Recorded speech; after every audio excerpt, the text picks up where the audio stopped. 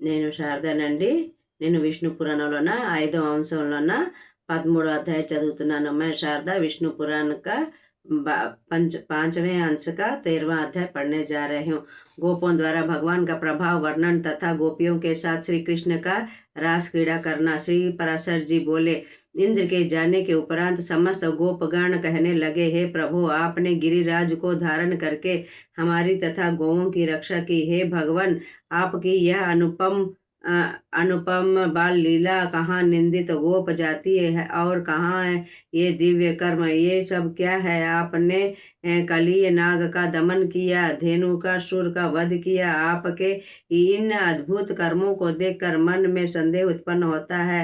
हम भगवान की सौगंध लेके कहते हैं कि ऐसा बल विक्रम सामान्य मनुष्य में होना सर्वथा असंभव है। आपका यह कर्म देवताओं से भी दुष्कर है। आप देव, दानव, यक्ष अथवा गंधर्व हो, इससे हमें कोई प्रयोजन नहीं। आप हमारे बंधु हैं, अतः आपको नमस्कार है। तब श्री कृष्णचंद्र जी कुछ क्रोध पूर्वक स्वर में कहने लगे, हे गोपगण, यदि आप सभी को मेरे संबंध में किसी प्रकार की लज्जा न हो तो मैं आप लोगों से प्रशंसनीय हूँ।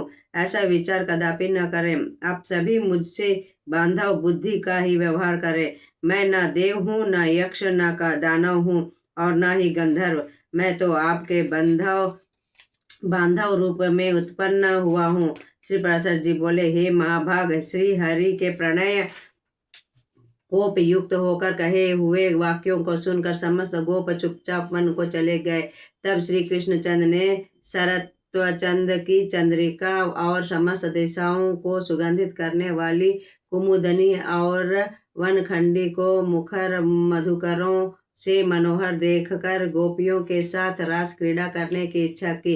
उस समय बलराम के बिना ही श्री कृष्णचंद्र स्त्रियों को प्रिय लगने वाले अत्यंत मधुर स्वर में गाने लगे।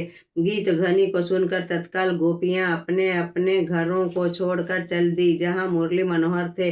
कोई हे कृष्णा कहती हुई लज्जा से सुखचाने लगी तो कोई प्रेम के उन्माद में उन्मादित होकर उनके निकट जा खड़ी हुई।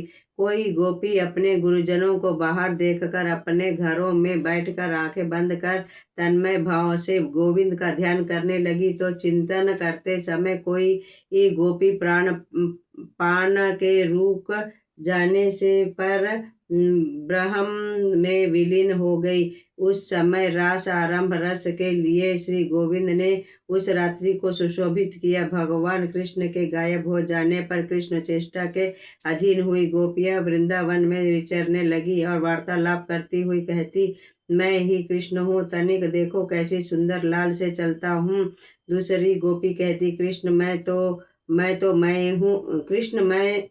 तो मैं हूँ, मेरा गाना तो सुनो। कोई अन्य गोपी कहती, अरे दुष्ट काली, ठहर जा। ऐसा कहकर वह ताल ठोकने लगती। कोई गोपी उनकी लीलाओं का अनुकरण करती हुई कहती, अरे गोपीगण, तुम वर्षा से न डरो, मैंने गोवर्धन धारण किया है। अगला पाठ। मैं शारदा, मैं आए विष्णु पुराण के 5वें अंश का 13वां अध्याय का अगले पाठ कल पढ़ूंगी।